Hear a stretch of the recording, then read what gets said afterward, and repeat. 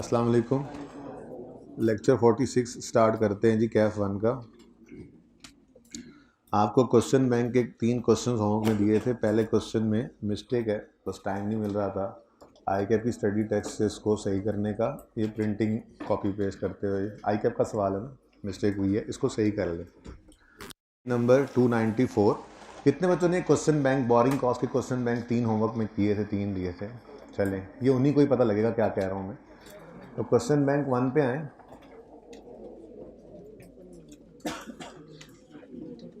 Page 294 पे थोड़ा प्यार से भी सफ़े पलटे जा सकते हैं, शुरू हो जाते हैं।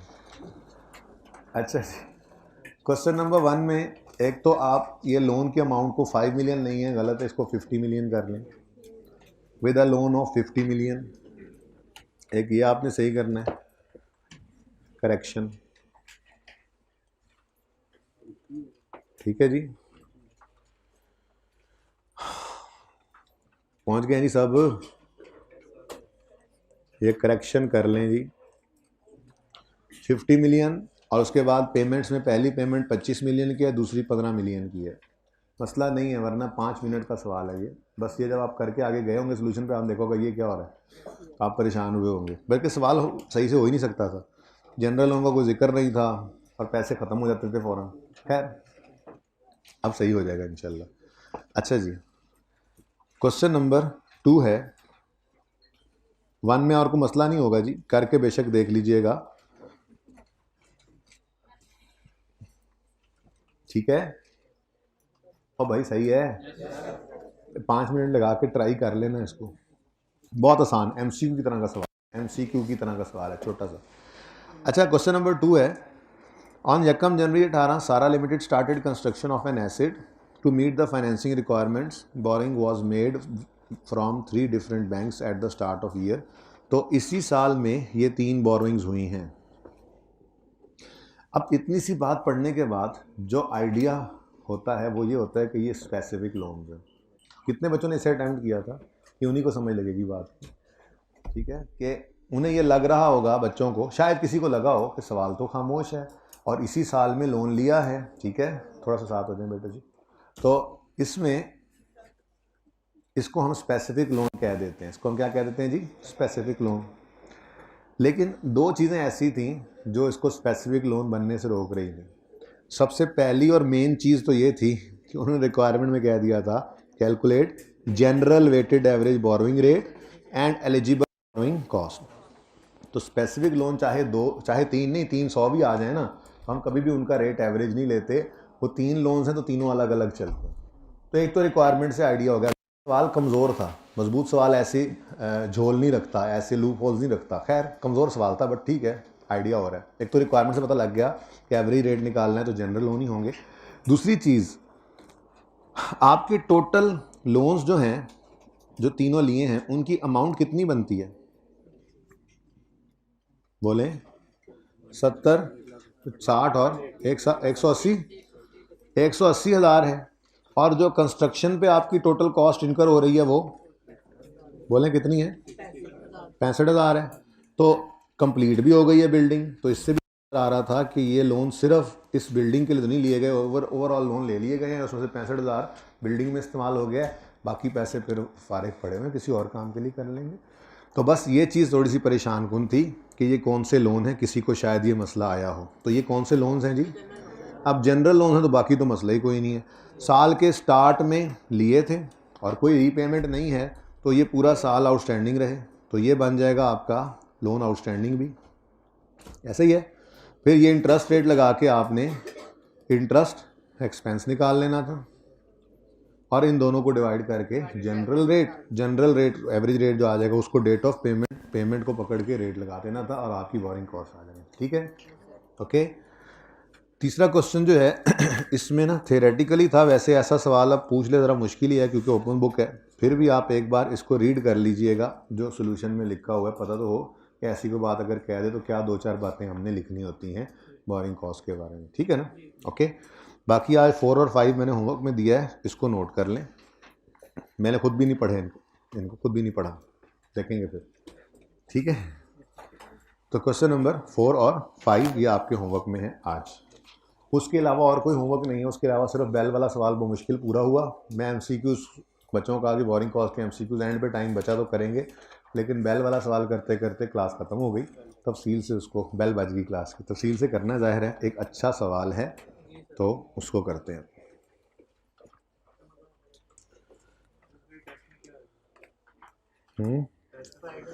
फ्राइडे टेस्ट में गवर्नमेंट ग्रांट आ सकता है, बोरिंग कॉस्ट भी पढ़ लिया वो भी आ सकता है, लेकिन गवर्नमेंट ग्रांट कोशिश करूँगा सिर्फ वही टेस्ट हो जाए।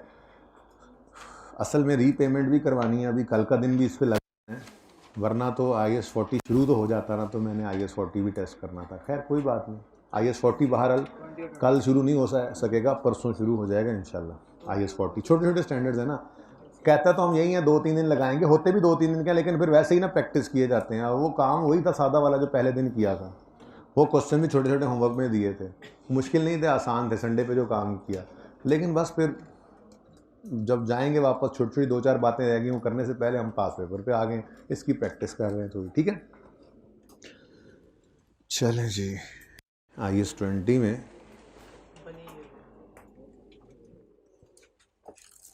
ये जो क्वेश्चन है जी, ये कल हमने पढ़ना शुरू किया था, मतलब आपने होमवर्क में लिया था जी।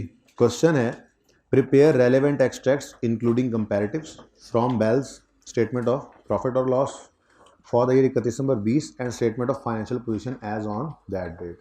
तो 20 के लिए बनाना है और कंपैरेटिव भी है, तो मतलब 19 के लिए भी बनाएंगे, ठीक है,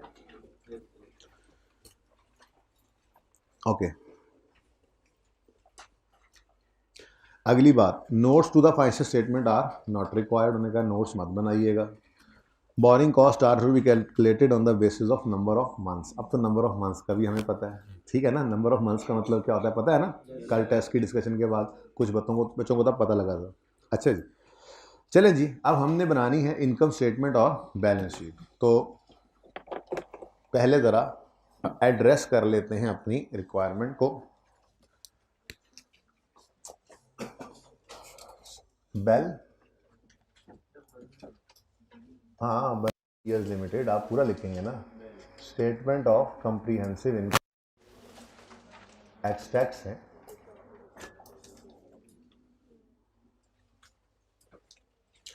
for the year ended 31 December 2000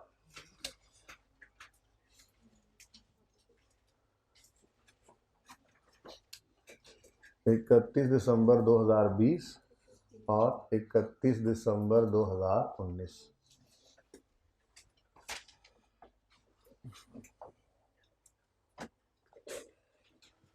इसी तरह से well statement of financial position extracts as on 31 December 2020 और 31 दिसंबर 2019, और फिर इस तरह कुछ वर्किंग्स कर लें। तो इस तरह से रिक्वायरमेंट को एड्रेस कर लेने का फ़ायदा ये होता है कि पूरे सवाल की हर एडजस्टमेंट ना भी आती हो, पासिंग मार्क्स पे भी मिल जाते हैं। हाथ पाँव मार रहे होते हैं ना, तो कुछ ना कुछ फिगर्स जा रही होती हैं। भाई आवाज़ ठीक आ रही है हाइब्रिड में, थोड़ी आवाज़ कम है मेरी, आज सही आ रही है आवाज़, ओके है बच्चों, हाइब्रिड 2 गर्ल्स की क्लास में सही आ रही है। अच्छा चलें जी, अब हमें इनकम स्टेटमेंट के अंदर आपको पता है हमने एक्सपेंसेस लेने होते हैं, ऐसा ही है। तो एक्सपेंसेस के अंदर आपने चूँकि सवाल किया ही है, इस सवाल में डेप्रिसिएशन एक्सपेंस आएगा, बल्कि ये नहीं लिखते तो तरतीब आगे पीछे भी होती है। डेप्रिसिएशन एक्सपेंस आएगा, इंटरेस्ट एक्सपेंस वगैरह आएगा। कल वाले सवाल की डिस्कशन ने यहाँ काफ़ी हेल्प की थी, ठीक है। इंटरेस्ट एक्सपेंस आएगा, डेप्शन एक्सपेंस आएगा, ग्रांट इनकम आएगी, इन्वेस्टमेंट इनकम आएगी, और बैलेंस शीट के अंदर आपके नॉन करंट एसेट्स भी आएंगे और नॉन करंट लाइबिलिटीज़ भी। आई के अपने सोल्यूशन में नॉन करंट लाइबिलिटीज़ में ही रखा था, यहाँ पर सवाल में सारी ग्रांट्स को सवाल में अभी भेजना भूल गया हूँ, 1-2 दिन में सवाल पूछ लूँगा उनसे, ठीक है ना। ये सोल्यूशन में आई के अपने सोल्यूशन में इसको नॉन करंट नहीं रखा हो। चलें, तो नॉन करंट एसेट्स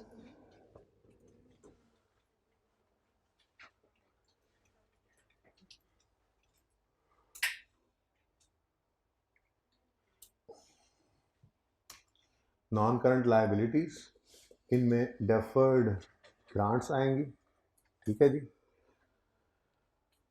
उसके बाद करंट लायबिलिटीज़ हैं, और करंट लायबिलिटीज़ में भी हमारे पास एक चीज़ आनी थी सवाल में, बता के भेजा था वैसे, रनिंग फाइनेंस। करंट लायबिलिटी होती है रनिंग फाइनेंस, ठीक है। तो चलें वन बाय वन एडजस्टमेंट्स को देखते हैं। इसलिए मैंने ये फॉर्मेट बना दिया ताकि साथ के साथ हम लिखते भी चले जाएं चीज़ें जैसे जैसे आती जाए, ठीक है। सबसे पहले हम एक छोटा सा कॉन्सेप्ट जो ज़बानी किया था उसको करके आते हैं।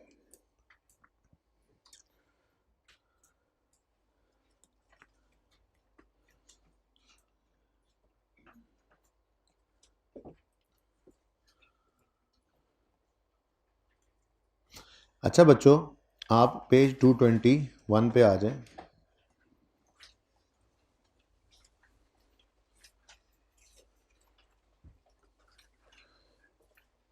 कभी कभी ऐसा होता है कि गवर्नमेंट पैसे एसेट खरीदने के पैसे देने की बजाय एसेट ही प्रोवाइड कर देती है।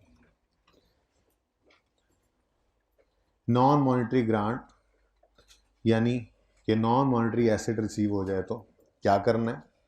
इसके लिए ये एग्जांपल थी क्लास में जिसको हमने थोड़ा सा चेंज भी कर लिया। ज़रा आप भी लिख लें, ज़रा एग्जांपल में कम बातें थी, हमने बढ़ा ली एज यूजुअल।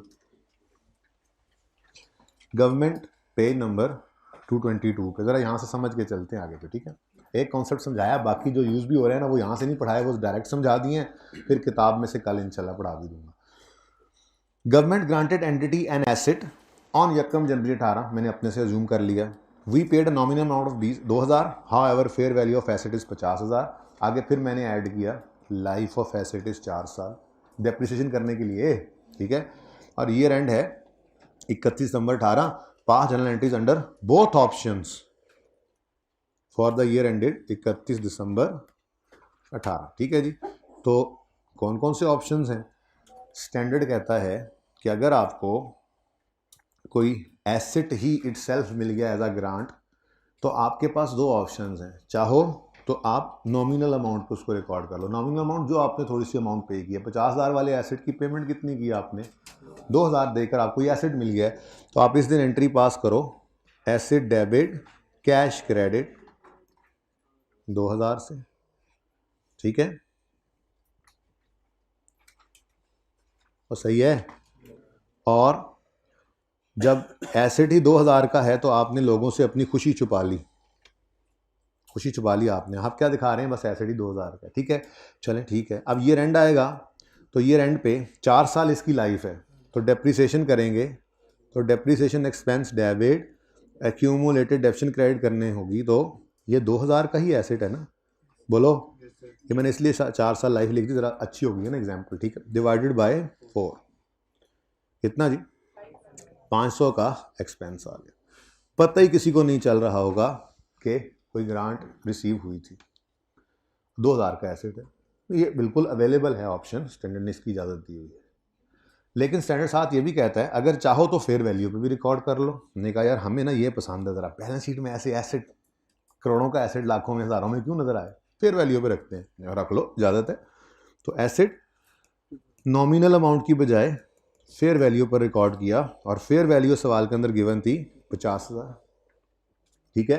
तो जब हमने 50,000 पर इस एसेट को रिकॉर्ड कर लिया तो अगेन कैश तो हमने 2,000 ही पे किया हुआ है। अब बाकी 48,000 रुपये, यही तो वो खुशी है जो नसीब हुई हमें, बात समझ रहे हो। तो फिर डेफर्ड ग्रांट जो कि एक लायबिलिटी होती है वो आपने यहाँ पर स्टैंड कर ली। कितनी सारी आज इनकम में नहीं डाल सकते ये खुशी, क्योंकि ये रिलेट करती है जिस एसेट से उसकी लाइफ 4 साल है, वो 4 साल पे डेप्रिशिएट होकर एक्सपेंस बनेगा, तो ये भी 4 साल पे अमोर्टाइज होकर इनकम बनेगी। लाइबिलिटीज को डेप्रिशिएट नहीं कहते ना, अमोर्टाइज कहते हैं, फ़र्क कोई नहीं, वैसे ही बस ना बोलें ये लफ्ज़, ठीक है। अब जब 31 दिसंबर आएगा तो डेप्रिसिएशन के लिए, डेप्शन एक्सपेंस डेबिट एक्यूमुलेशन क्रेडिट की एंट्री के लिए हमारे पास एसेट कितने पर नज़र आ रहा होगा? 50,000 पे बच्चों। अब एसेट हमारा 2,000 का नहीं है, देख लो एसेट कितने से डेबिट हुआ पड़ा है, 50 से डिवाइड कर देंगे इसको 4 ईयर्स से, ठीक है। तो ये 4 नज़र आ रहा है आप लोगों को? चले जी, कितना 12,500 से depreciation expense debit, accumulated depreciation credit. अब चूंकि ग्रांट लायबिलिटी रिकॉर्ड कर ली थी तो सेम बेसिस के ऊपर इसको भी ट्रांसफर करो इनकम में, प्रॉफिट एंड लॉस में। तो deferred grant debit, grant income credit profit and loss में। और ये कितनी है हमारे पास इस वक्त? 48,000 की लायबिलिटी रिकॉर्ड की थी, इसमें से डिवाइड बाय 4 करके profit and loss, same basis, ठीक है ना, डिवाइडेड बाय 4 जी। 12,000 से डेफर्ड ग्रांट डेबिट और ग्रांट इनकम क्रेडिट, ठीक है। तो ये है जी हमारे पास अगर नॉन मॉनेटरी ग्रांट रिसीव हो जाए। दोनों ऑप्शंस आ गए। मैंने इस एग्जांपल में ना असल में लाइफ नहीं थी तो डेप्रिसिएशन वाली बात ज़बानी करनी पड़ रही थी, तो मैंने लाइफ ऐड करके डेप्रिसिएशन की बात कर ही दी। यहाँ तक को मसला। अच्छा, अब ऐसा भी हो सकता है मिसाल के तौर पे कि we paid a nominal amount of ₹0, कुछ भी ना पे करें, ऐसा भी तो हो सकता है। ऐसी सूरत में भी स्टैंडर्ड कहता है 2 ही ऑप्शन अभी भी आपके पास। नॉमिनल अमाउंट पे रिकॉर्ड करो तो कितने पे? 0 पे ही, यानी रिकॉर्ड ही मत करो इजाज़त। और अगर चाहो फेयर वैल्यू पे रिकॉर्ड करना तो कर लो। अब फेयर वैल्यू कितनी है? 50। कैश 1 रुपया भी नहीं दिया तो सारे का सारा ही 50 फिर क्या बन जाएगा? Deferred grant. तो फिर एंट्री बनेगी asset debit deferred grant credit. और फिर जैसे जैसे एसेट डेप्रिशिएट होगा वैसे वैसे ये ग्रांट भी इनकम में चली जाएगी। दूसरी बात भी समझ आ गई? बोलो। आखिरी बात आज की, ये नॉन मॉनेटरी ग्रांट है, लेकिन एसेट कौन सा है? डेप्रीशिएबल। एसेट कौन सा है? डेप्रीशिएबल। कभी कभी ऐसा भी होता है कि एसेट ही नॉन डेप्रीशिएबल दे देती है गवर्नमेंट, जैसे लैंड। अब ऐसी सूरत में क्या करें? ऐसी सूरत में 2 सिचुएशंस हैं। पहली, लैंड जैसा नॉन मॉनेटरी एसेट देकर जो नॉन डेप्रीशिएबल हो, उस पे गवर्नमेंट ये शर्त लगा देती है कि आप कोई डेप्रीशिएबल एसेट इसके ऊपर कंस्ट्रक्ट करो। Depreciable asset is constructed on it. मिसाल के तौर पे लैंड दिया, प्लॉट, उन्होंने कहा इसके ऊपर फैक्ट्री लगाओ और 4-5 साल चलाओ। तो अगर नॉन डेप्रीशिएबल एसेट है और शर्त ये लगाई गवर्नमेंट ने कि इसके ऊपर आपने एक डेप्रीशिएबल एसेट कंस्ट्रक्ट करना है, तो फिर तो टेंशन फिर कोई नहीं है। वो जो ग्रांट रिसीव होगी, जब वो डेप्रीशिएबल एसेट कंस्ट्रक्ट हो के डेप्रिसिएट होने लग जाए तो साथ साथ उस ग्रांट को भी इनकम में फेंकना शुरू कर दे। ये समझ आई बात? तो सिंपल ही हो गया। मसला सिर्फ रह जाता है तब जब नॉन डेप्रीशिएबल एसेट हो और ऐसी कोई बात भी ना हो। तो ये वो आखिरी सूरत है जिसमें हम मैचिंग कॉन्सेप्ट को छोड़ेंगे और कंडीशंस की तरफ चले जाएंगे। गवर्नमेंट ने कंडीशन जो लगाई है, जैसे जैसे वो मीट करें वैसे वैसे ग्रांट को इनकम में फेंके। वरना हम कंडीशन की बेस, मैंने कहा था पहले दिन रग पकड़ो, वो रग क्या है? Matching concept. जिस कॉस्ट से रिलेट करती है ग्रांट, उस कॉस्ट की एक्सपेंस होने की जो नेचर है, एक्सपेंस होने का जो पैटर्न है, उससे मैच करो ग्रांट का इनकम बनाना। ठीक है? तो इवन देखो, non depreciable asset land receive हो गया, लेकिन उस पर अगर डेप्रिशिएबल एसेट बनाना है, शर्त लगा दी गवर्नमेंट ने, तो फिर छोड़ो लैंड को नॉन डेप्रिशिएबल। फिर ये कहो कि वो बिल्डिंग की मद में ही समझो ये लैंड मिला है, तो बिल्डिंग जैसे डेप्रिशिएट हो वो ग्रांट को इनकम बनाओ। आखिरी मसला ये होता है कि कभी कभी गवर्नमेंट कहते हैं ये पकड़ो जमीन आपकी हुई, लेकिन अगले 10 साल तक आपने यहाँ पे सिर्फ गंदम उगानी है, 10 साल से पहले आपको छोड़कर नहीं जाने देंगे। गंदम का जरा काल पड़ गया है, थोड़ी शॉर्टेज हो गई है, हम चाहते हैं कि गवर्नमेंट हम प्रोड्यूस करें, हम गंदम प्रोड्यूस करें, तो हम लैंड आपको दे देते हैं, बाकी सरदर्दी आपकी, आप उगाओ लैंड। लैंड के ऊपर क्या उगाओ? लैंड के ऊपर उगाओ गंदम। अब मसला क्या है? गंदम को डेप्रिशिएबल एसेट तो है नहीं, अब 10 साल की शर्त लगी हुई है। तो अगर ऐसी सूरत बन जाए तो फिर आप क्या करोगे? पहले दिन लायबिलिटी ही बनाओगे, हर साल शर्त पूरी होती जा रही है, 1 साल कम हुआ लायबिलिटी, 1 साल कम हुआ लायबिलिटी, कम इनकम 1 साल, यानी फिर आप कंडीशन की तरफ जाओगे। ठीक है? और सही है ना? वरना ऐसा करने की ज़रूरत नहीं होती। अच्छा, ये बातें एक दफ़ा दोबारा सुनो, सारी बातें दोबारा सुनो। हमने बात की थी हफ्ते वाले दिन कि एसेट खरीदने के पैसे गवर्नमेंट दे देती है, तो हम कहते हैं ठीक है जी एसेट खरीदो, asset debit cash credit, government से पैसे आए cash debit deferred grant credit, या फिर उसको एसेट से भी नेट कर लेते हैं, वो तो हमने देख लिया था, वो तो मॉनिटरी ग्रांट थी, पैसे आते हैं। कभी कभी गवर्नमेंट नॉन मॉनिटरी ग्रांट भी दे देती है, यानी एसेट ही उठा के दे देते हैं। अब वो एसेट ये भी हो सकता है जी हम फैक्ट्री लगाने जा रहे हैं, उन्होंने कहा वो प्लांट हमारे पास ही पड़ा, ले जाओ, एसेट ही उठा के दे दें, ठीक है। या ये लाइसेंस है, यहाँ पर आप माइनिंग करो, ये पकड़ो लाइसेंस है, ठीक है, तो डेप्रिशिएबल एसेट, इस तरह की कोई डेप्रिशिएबल एसेट दे दे फिर तो मसला ही कोई नहीं है। जैसे जैसे वो एसेट डेप्रिशिएट होगा वैसे वैसे ही ग्रांट को इनकम बना लोगे। लेकिन ऑप्शन है दोनों, नॉमिनल पे करो या फेयर वैल्यू पे। मसला सिर्फ तब आएगा जब नॉन मॉनिटरी एसेट हो और नॉन डेप्रिशिएबल भी हो। तो ऐसी सूरत में दो सिचुएशन हो सकती हैं, या तो उस non monetary asset non depreciable asset पर कोई डेप्रिशिएबल एसेट कंस्ट्रक्ट होना हो, तो फिर तो ज़िंदगी आसान ही है, बिल्कुल वैसे ही चलेगा। और खुदा ना खास्ता कोई ऐसी बात भी ना हो तो फिर आखिर में जाके कंडीशंस के साथ मैच करना, वरना कंडीशन मीट होना हम कभी भी साथ नहीं रखते होते, हम हमेशा रेलेवेंट कॉस्ट से मैच करते हैं। अब आप कहोगे ये कोई बात समझ नहीं आई, अब ये बात समझ आ गई यहाँ तक। आखिरी बात जो आपके ज़हन में नहीं भी आई तो मैं डाल रहा हूँ, वो क्या, मिसाल के तौर पे गवर्नमेंट ने कहा आप यहाँ पे फैक्ट्री लगा रहे हो, ये पकड़ो प्लॉट ऑफ लैंड, इस पे बिल्डिंग बनाओ, बिल्डिंग के लिए भी ये पैसे पकड़ो थोड़े से हमारी तरफ से, 5 साल तक आपने यहाँ से निकलना नहीं। अब क्या 5 साल का इंतजार करें गवर्नमेंट ग्रांट रिकॉर्ड करने के लिए? दिल में तो आती है ना कि 5 साल बाद ही रिकॉर्ड करें। IAS 20 ने कहा नहीं, टेंशन ना लो, रिकग्निशन क्राइटेरिया जैसे IAS 16 का होता था, cost can be measured reliably और future economic benefits are probable, तो एसेट रिकॉर्ड कर लो। ऐसे ही IAS 20 का भी रिकग्निशन क्राइटेरिया है, वो कहता है अगर ग्रांट के पैसे रिसीव हो गए हैं और आप रीजनेबल अश्योरेंस दे सकते हैं कि आप कंडीशन जो गवर्नमेंट ने अटैच की वो पूरी कर लोगे, तो आज ही रिकॉर्ड कर लो। वो अलग बात है, फिर आगे हम जाके अप्रूवल लगा देते हैं, हम कहते हैं आज ही सारी कैसे रिकॉर्ड कर लें, वो कहते हैं नहीं आज लायबिलिटी रिकॉर्ड कर लो और फिर मैच करते जाओ उसको रिलेटेड कॉस्ट के साथ और इनकम बनाते जाइए। बात समझ आई है? तो शर्तों का तो पूरा होना वैसे ही गवर्नमेंट ग्रांट रिकॉर्ड करने के लिए जरूरी नहीं है, वो तो रीजनेबल एश्योरेंस दे तो हम रिकॉर्ड कर लेते हैं। तो उसके बाद फिर हमने मैचिंग कॉन्सेप्ट की तरफ जाना है। मैचिंग कॉन्सेप्ट कोशिश करनी जिस रिलेटेड कॉस्ट के साथ ग्रांट रिलेट कर रही है, उस जैसे जैसे वो कॉस्ट एक्सपेंस बने वैसे वैसे ही ग्रांट मिले। अगर कुछ भी ना हो सके तो एंड पे फिर कंडीशंस के बारे में सोचते हैं, जो कि मेरा नहीं ख्याल अभी तक कभी आया है इस तरह से। ठीक है, ओके, तो सही है, चलें अब। चलो फिर अब चलते हैं अपने सवाल की तरफ। किसी ने ये सवाल की चेंज नोट करनी है तो कर लें जो हमने चेंज की है। लाइफ 4 साल ली है, ईयर एंड है 31 दिसंबर जी। अगर नॉमिनल अमाउंट पे कर रहे हैं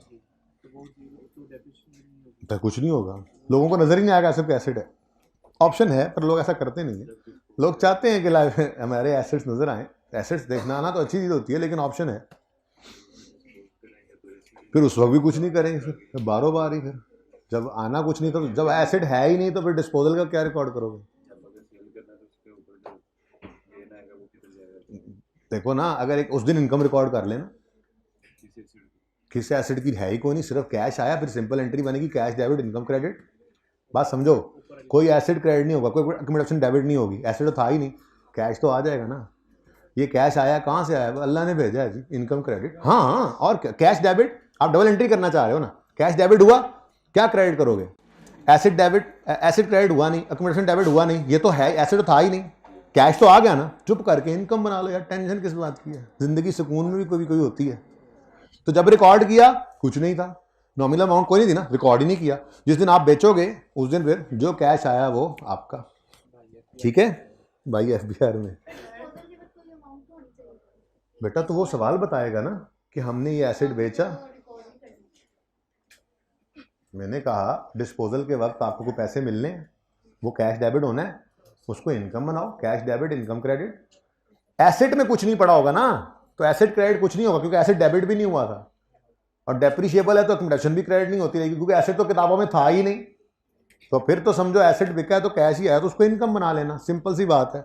जब एसेट खरीदते हुए जीरो पर आपने रिकॉर्डिंग ही नहीं की, एसेट है ही कोई नहीं, ना एसेट है ना डेप्रिसिएशन है, और फिर आगे जाके आपने बेच दिया, जिस दिन बेचा उस दिन एसेट, उस दिन कैश डेबिट और कोई एसेट क्रेडिट नहीं, कोई डेबिट ही नहीं हुआ था, कोई डेप्रिसिएशन भी नहीं हुई थी। तो जो कैश आया 10 रुपये भी आए हैं तो ये 10 रुपये प्रॉफिट एंड लॉस में आपकी अदर इनकम बन जाएंगे, दैट्स इट। ठीक है ना, आगे अल्लाह की तरफ से इनाम आया। IAS 41 जाके पढ़ोगे आप एग्रीकल्चर, उसमें आप कहोगे जी भेड़ ने बचा दिया, भेडू आया, अब वो पेडू आया तो पेडू डेबिट हो गया, अब किसको पैसे देने हैं? अल्लाह जी को। अल्लाह जी से तो इनाम आया तो उसी दिन इनकम रिकॉर्ड हो जाती है, तो आ गए बस अल्लाह की तरफ से पैसे। अब जी बेटा, जी बेटा, तो बेटा यही तो ऑप्शन है। तो बेटा 2000 पे किया ना, अब स्टैंडर्ड ने एक ऑप्शन दिया, आपको नहीं पसंद तो आप ये कर लें, ग्रांट शो कर दें आप, ठीक है ना। ये तो ऑप्शन है, स्टैंडर्ड ने कहा नॉमिनल अमाउंट पे रिकॉर्ड करो, ग्रांट इनकम नजर नहीं आएगी, डेफर्ड ग्रांट और ग्रांट नजर नहीं आएगी, ऐसे भी 2000 पे नजर आएगा। ऑप्शन है, नहीं पसंद तो ये कर लो, इसीलिए तो ऑप्शन है। अकाउंट्स में नहीं पता चलेगा ना, इसमें यही तो मसला है, नहीं पता चलेगा।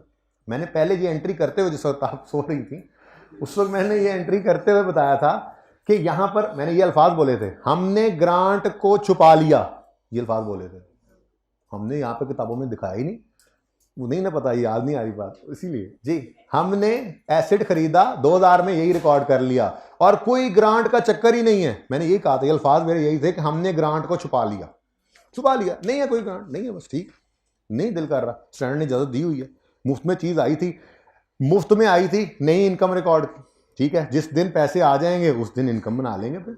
ओके, मत फजूल बहस में पढ़ो, बस ये है सादा सी बात। नॉमिनल अमाउंट पे रिकॉर्ड कर सकते हो या फेयर वैल्यू पे, सवाल आपको बताएगा, आपने नहीं अज्यूम करना, सवाल आपको हमेशा बताएगा कि आपने जो नॉन मॉनिटरी ग्रांट रिसीव किया गवर्नमेंट से, उसको नॉमिनल अमाउंट पे रिकॉर्ड करना है या फेयर वैल्यू पे, ठीक है। और जो बात वो कहेगा वो आपने कर लेनी है चुप करके, ठीक है। सिंपल सी बात, दोनों एंट्रीज फिर बता दी हैं आपको। Okay,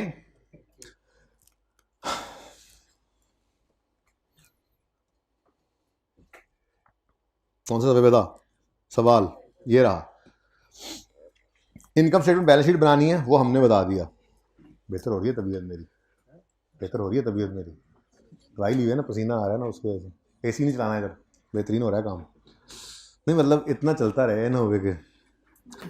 following information pertains to non current assets of Bunny Ear limited land, in January 19 government allotted a piece of land to Bell subject to condition that Bell will establish a factory building on it. शुक्र है कि non monetary asset है, लेकिन शर्त लगाई है उसने कि इसके ऊपर मॉनिटरी एसेट, वो इस पर डेप्रिशिएबल एसेट कंस्ट्रक्ट करना, तो इसलिए सुकून हो गया, आप रिकॉर्ड कर लेंगे डेफर्ड ग्रांट, और उसके बाद फिर जैसे जैसे वो फैक्ट्री बिल्डिंग डेप्सिट होगी वैसे वैसे उसको इनकम बनाते जाओगे, जब तक बिल्डिंग नहीं बनेगी तब तक लायबिलिटी नजर आएगी, आज नजर आएगी, ठीक है। अच्छा जी, the land was recorded at its fair value of 100। अब 1 रुपया नहीं पे किया, मैं ये तो समझा रहा थोड़ी देर पहले, 1 रुपया ना पे करो, 1 रुपया ना पे करो और फेयर वैल्यू पे रिकॉर्ड करना चाहो तो एसेट तो डेबिट होगा कितने से, 100 से, ठीक है। अब आपको लगता है पर्चे में वो कहेगा कि हमने नॉमिनल अमाउंट पे रिकॉर्ड करना और कुछ करना ही ना पड़े आपको, इतना अच्छा नहीं है, यही करवाएगा, ठीक है। तो लैंड डेबिट, और हाँ मैक्सिमम मुश्किल ये हो सकती है जो मैंने बताया, कुछ पैसे दिलवा देगा, कुछ पैसे, तो एसेट फेयर वैल्यू से कुछ पैसे दिलवा के बाकी जो बच गए वो सारी ग्रांट इनकम है, डेफर्ड करोगे उसको और आहिस्ता आहिस्ता इनकम बनाओगे, ठीक है। तो लैंड डेबिट और डेफर्ड ग्रांट जो कि एक लायबिलिटी होती है वो क्रेडिट, ठीक है। अब ये लैंड डेप्रिशिएट होता नहीं है, ये तो वैसे ही पड़ा रहेगा, मसला है इस ग्रांट का, इसको इनकम में कब फेंकें, तो जब बिल्डिंग बनेगी उसके बाद डेप्रिशिएट होगी। और मजे की बात, सवाल कितने बच्चों ने ट्राई किया हुआ है, ये सवाल ट्राई किया हुआ है, ट्राई, हाँ जिन्होंने नहीं किया वो आज बस मौज करें, फिर वो पास होने वाली शक्लें नहीं है, मैं बता दूं, होमवर्क दे के भेजा था, पूरा लेक्चर मैं इस पे लगा रहा हूँ, मुंह उठा के आ जाते हैं, ऐसे आने से बच्चे पास नहीं होते बेटा, बच्चे पास नहीं होते ऐसे आने से, गिद्दड़ सिंगी थोड़ी होती है उस्ताद के पास, पढ़ना पड़ता है। फिर दोबारा ज़रा बता दें कितनों ने अटेम्प्ट किया है, देखें आधी क्लास है आप लोगों की आज, बाकी उन्हें नहीं किया, चलो अगली बार कर लेना, खैर है कोई बात नहीं, इस बार तो ऐसे पास होना नहीं, इस बार तो ऐसे पास होना नहीं, अगली बार पढ़ लेना फिर पास हो जाना, इस बार तो ऐसे ऐसे ऐसे पढ़ के पास कोई नहीं होता, यानी कि ना पढ़ गए। अच्छा कहाँ थे हम, क्या बात कर रहा था मैं, हाँ मैं कह रहा था जिन बच्चों ने सवाल किया है उनको ये पता होगा कि बिल्डिंग 19 में बनी नहीं थी, CWIP था, तो वो डेप्सिट नहीं हुआ होगा, तो लैंड तो वैसे ही डेप्रिशिएट नहीं होना था, ग्रांट में से भी कुछ इनकम में नहीं जाना। अभी देखेंगे सारा कुछ करते हैं। ये बात समझ आई बेटा? आपको सवाल किया था आपने घर पे, ये बात समझ आई है मेरी? ठीक है। अच्छा, अब बिल्डिंग वाली एडजस्टमेंट ज़रा मुश्किल है, उसको एंड पे करेंगे। पहले लैंड को रिकॉर्ड करते हैं, उसके बाद प्लांट कर लेते हैं, फिर बिल्डिंग पे आ जाएंगे। आधा घंटा बिल्डिंग पे लगना है, ठीक है जी। तो ये एंट्री आप करवा दो, मुझे एंट्री करवा दो। नॉन करंट एसेट्स में लैंड डेबिट कितने से जी? मैंने बड़े कॉन्फिडेंस से इसको आउटर कॉलम में लिख दिया, क्योंकि इसने डेप्रिशिएट तो होना नहीं होता कि मैं कहूँ भी इनर कॉलम में लिखूंगा डेप्रिशिएट करना है। लैंड डेबिट और नॉन करंट लायबिलिटीज में डेफर्ड ग्रांट लैंड वाली ये क्रेडिट, ठीक है। अब 2019 में ये आई है, ओके। तो 2019 के लिए मैं एंट्री यहां पे, माना कि कोई इनकम नहीं बनी, लेकिन जरा तरतीब से चले ना, ठीक है। क्योंकि ग्रांट ने इनकम तो बनना है ना, लैंड में डेफिसिट नहीं होना, इसलिए बाहर लिख दिया। लेकिन ग्रांट से तो इनकम में जा सकती है ना फिगर कोई ना कोई, तो फिलहाल मैंने ब्रैकेट में लिख दिया, ठीक है। पहली एंट्री कैश डेबिट दिमाग, ये लैंड डेबिट, ये दूसरी एंट्री है। लैंड डेबिट दिमाग में, और नहीं कैश दिमाग में credit. Land debit cash present नहीं ना करते, तो लैंड डेबिट कैश दिमाग में क्रेडिट। दूसरी एंट्री कैश तो दिया ही नहीं, तो कैश दिमाग में जाने की जरूरत नहीं है। ये डबल एंट्री ही की है आपके लिए, डबल एंट्री ही की है। इधर देखो, land debit deferred grant credit, 1 रुपया नहीं पे किया। अगर कर देते तो फिर कुछ कमी आ जाती यहाँ पे, ठीक है। नजर आ रहा है सबको? ये 100 सबको नजर आ रहा है? Land debit deferred grant credit, यहां तक कोई मसला? अगली बात, क्या लैंड ने डेप्रिशिएट होना है? अच्छा, नहीं होता लैंड डेप्रिशिएट। चलो, बिल्डिंग ने होना होगा और फिर प्लांट ने होना होगा, दोनों ही अगले साल जाके बनने हैं, ठीक है। चलो, उसके बाद ग्रांट इनकम की बात कर लेते हैं। और इसने तो इनकम में जाना होता है, सही है ना? और बोलो, हाँ वो बाद में बात करते हैं। बहरहाल इनकम तो बनेगी ना, ये तो नहीं कह सकते आप जैसे लैंड डेप्रिशिएट नहीं होगा, ऐसे आप ये तो नहीं कह सकते कि ये ग्रांट इनकम नहीं बनेगी, बननी तो है, ठीक है। हाँ, वो अलग बात है कि grant income related to land, अगर इसकी बात करें तो 2019 में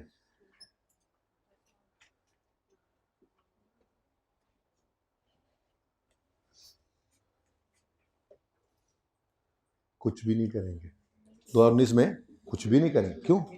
कोई बिल्डिंग ही नहीं बनी। अब लेकिन डबल एंट्री फिर भी करवा दो, जरा रिवाइज हो जाए। अगर ये ग्रांट इनकम में ट्रांसफर होती तो क्या एंट्री होती? Deferred grant debit 0, grant income credit. तो 2019 में 0 इनकम में गया। जब 0 इनकम में गया तो जितनी ग्रांट थी वो सारी की सारी लायबिलिटी में शो हो रही है, ठीक हो गया। ये पूरा ट्रीटमेंट आ गया। पहली entry land debit deferred grant credit, दूसरी entry deferred grant debit income credit, लेकिन कुछ इनकम में गया नहीं, इसलिए जितनी डेफर की थी वो सारी की सारी 19 में मौजूद है। अब 20 में जाके बिल्डिंग बनेगी, बिल्डिंग बन के डेप्रिशिएट होगी, तो जितना अर्सा वो डेप्रिशिएट उतना अर्सा ही, तो ये 100 जैसा था वैसा ही रहेगा। अच्छा, ये 100 अगले साल भी ऐसा ही रहेगा। ये देखो, ये तो लैंड है, इसमें तो हमेशा ऐसे ही रहना है, ठीक है।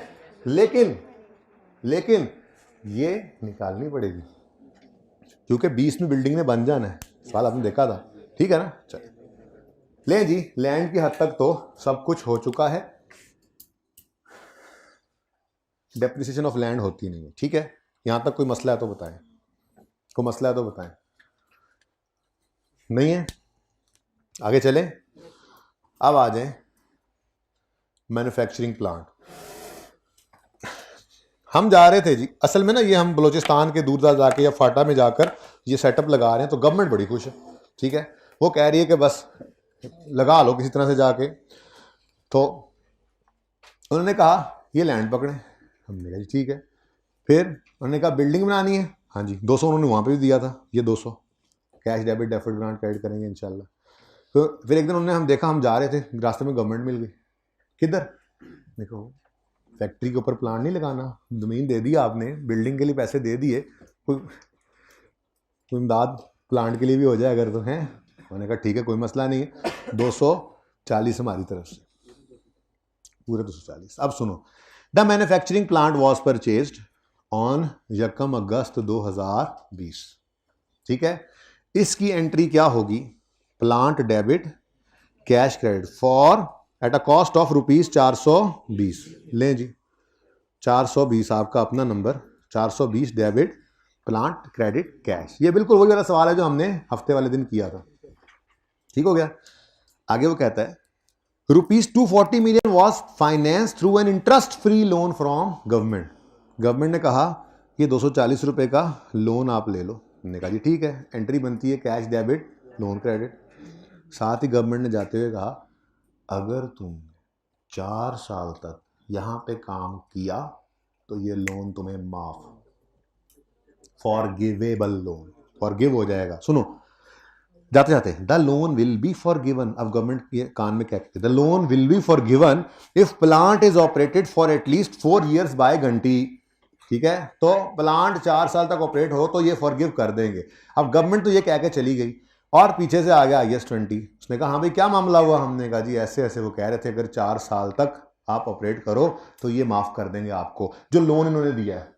तो IS-20 ने कहा तो तुम्हारा क्या इरादा है। हाँ जी हम 4 नहीं, हम तो अगले 40 साल भी यहीं पे हैं, कहीं नहीं जाते। आप तो 4 साल की बात कर रहे हैं, हम तो इंशाल्लाह यहाँ पे काम करेंगे। ठीक है, बड़ा पोटेंशियल है यहाँ पे, काम करेंगे हम। तो IS-20 ने कहा जब रीजनेबल एश्योरेंस दे सकते हो कि ये शर्त पूरी हो जानी है तो फिर तुम आज इसको ग्रांट को रिकॉर्ड कर लो, क्योंकि ग्रांट रिकॉर्ड करने की रिकग्निशन क्राइटेरिया 2 शर्तें हैं। पहली, ग्रांट इज रिसीव्ड, रिसीव तो हो गई है, और कंडीशंस जो अटैच की हुई हैं वो फुलफिल कर जाओगे, इसकी रीजनेबल एश्योरेंस, वो दोनों काम हो रहे हैं। तो हमने कहा आज इसको इनकम रिकॉर्ड ग्रांट रिकॉर्ड कर लो। तो हमने कहा अच्छा लोन को डेबिट कर दें, और सारी इनकम आज तो रिकॉर्ड कर नहीं सकते क्योंकि ये ग्रांट अगेन किसकी मद में है, प्लांट की मद में। तो प्लांट जैसे जैसे डेप्रिशिएट होगा ग्रांट वैसे वैसे इनकम में जाएगी, तो ये लायबिलिटी बन गई। अब ये काम ना हम ऐसे अलग अलग करने की बजाय अगर ऐसी बात सवाल में कह दे तो मेरे ख्याल में हम इसे स्किप कर सकते हैं। ये एंट्री खाम में कर रहे हैं कि लोन क्रेडिट करके फिर लोन डेबिट कर रहे हैं, तो हम सीधी ही बात ये कर देते हैं cash debit deferred grant credit. ये बात समझ आई, cash debit deferred grant credit क्यों कर दी, ये कैश को आज ग्रांट क्यों कह लिया, क्योंकि वो कह रहे थे ये लोन माफ कर देंगे अगर आप 4 साल तक यहाँ पे प्लांट चलाओ, और वो कह रहे हैं हम चलाएंगे, रीजनेबल एश्योरेंस दे रहे हैं, तो ठीक है फिर इनकम रिकॉर्ड कर लें, लेकिन डेफर्ड इनकम सारी की सारी आज प्रॉफिट एंड लॉस में नहीं, रिकॉर्ड कर लें लेकिन डेफर करके आहिस्ता आहिस्ता इनकम बनाएं। तो 240 से cash debit deferred grant credit liability, ठीक है। और ये कौन सा साल है जी, 1 अगस्त 2020। पहले साल में कुछ है ही नहीं, सुकून हो गया। चलो जी माशाल्लाह माशाल्लाह सुभान अल्लाह, क्या कुछ आया जी, क्या कुछ आया जी। सबसे पहले तो प्लांट आया, मैन्युफैक्चरिंग प्लांट, ठीक है। ये प्लांट 20 में आया है, और इसके साथ ही एक ग्रांट भी रिसीव हुई है प्लांट से रिलेटेड, ठीक है जी। अब 2019 में ये है ही नहीं, तो 19 क्यों लिखूं मैं, ठीक है। ये तो 2020 में ही आया, 2020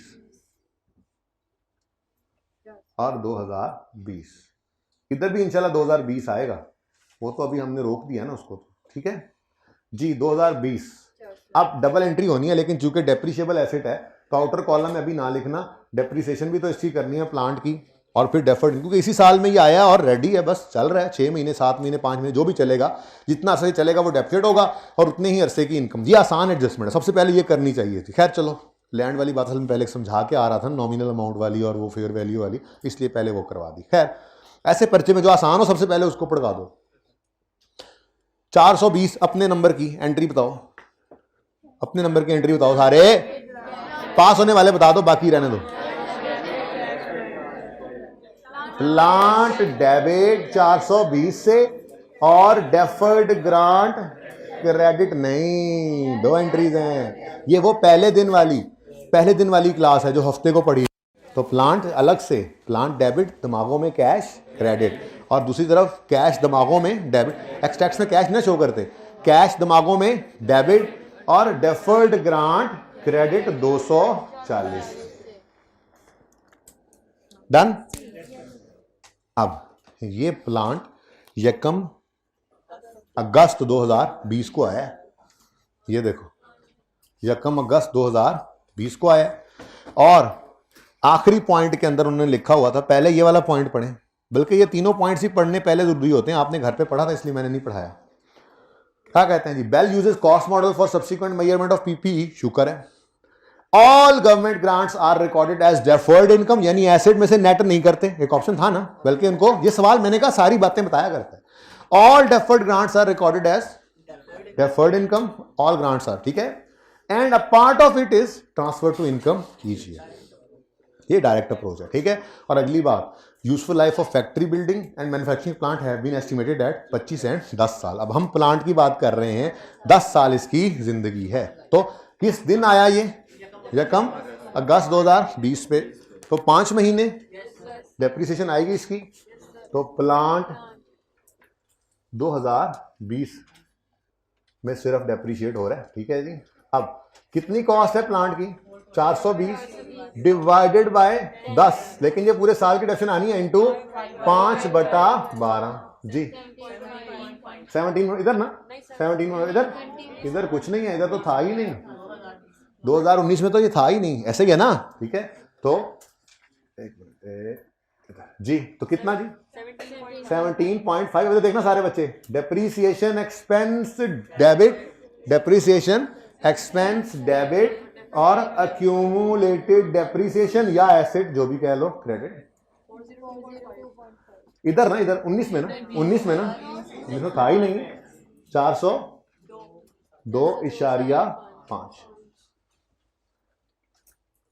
लो जी, एसेट हो गया डेप्रीशिएट और रोने की बात आने लग गई, डेफर्ड ग्रांट, उसको इनकम में डालना है। अब सेम बेसिस है, बस एक बार ये सोचने की जरूरत थी, सुकून से इधर आओ। और ग्रांट इनकम लैंड वाली तो अभी आई कोई नहीं, ठीक है, वो जब आएगी तब देखेंगे। ग्रांट इनकम ऐसे ना करने यार, जरा जगह ज्यादा हो जाती है वर्किंग के लिए। Grant income related to land, ये हुई थी ना 0, ऐसे ही है।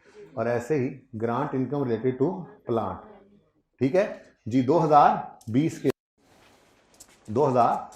के लिए कितनी है, अब देखो ये प्लांट नहीं है, वो ग्रांट इनकम लेकर आनी है यहाँ पे, ठीक है ना। तो 420 ना फिर फाड़ लेना, पसंद का नंबर आपका 240। अब देखो आगे सेम बेसिस, 10, ये सोचना भी नहीं है, मैचिंग कॉन्सेप्ट, ठीक है। डिवाइडेड बाय 10 इंटू 5/12 जी। यहां पर 10 ना, वो तो था ही नहीं, प्लांट तो 19 में था ही, टेंशन। लैंड वाली ग्रांट इनकम इसलिए नहीं बनी क्योंकि बिल्डिंग अभी नहीं बनी, लेकिन प्लांट तो था ही नहीं, ये ग्रांट भी थी ही नहीं 19 में, इसलिए सुकून से इधर 0 लिखो। हाँ इधर बताओ, 10 रुपए, और इधर नहीं, डबल एंट्री इधर तरतीब से बोले जी। एंट्री डेफर्ड ग्रांट डेबिट 10 से, ग्रांट इनकम क्रेडिट 10 से, ठीक हो गया, ये बच गया। इधर ना, इधर, अच्छा सॉरी, आप बताते रहेंगे मुझे क्या गलती होनी है मेरी जी, ठीक हो गया। प्लांट से रिलेटेड कुछ भी नहीं बचा, प्लांट इज 100% कंप्लीट। कोई चीज है तो देख लो, 19 में था नहीं, 20 में प्लांट से रिलेटेड बस यही कुछ है। क्वेश्चन कोई, चले जी, रह क्या गया फिर, बस बिल्डिंग।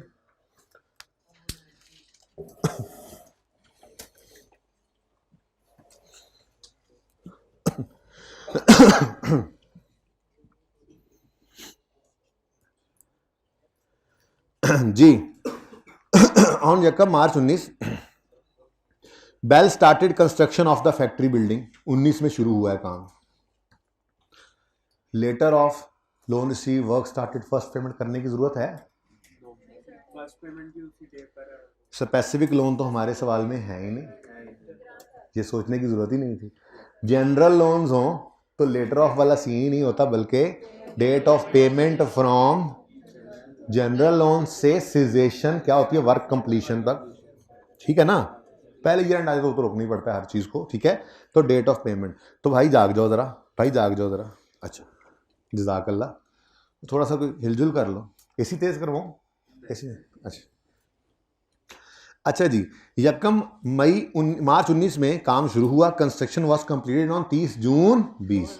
देखो भाई हमारा ना साल, ये हमारा जो हमारे 2 साल का सवाल है ना, तो ये कंस्ट्रक्शन भी 2 साल पे फैली हुई है।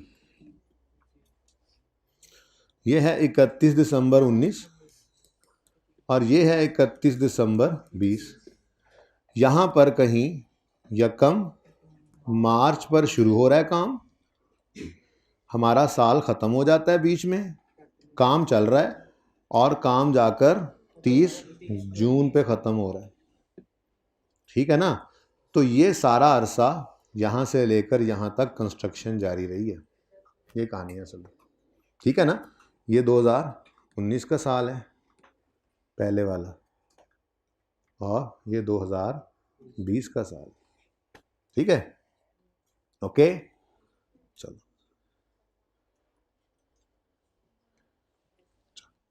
अच्छा, the construction work was completed on 30 June 2020। Payments related to construction of factory were as follows. इसमें सस्पेंशन भी डाल सकता था पर उसने माफ कर दिया आपको। पेमेंट्स हुई हैं 4।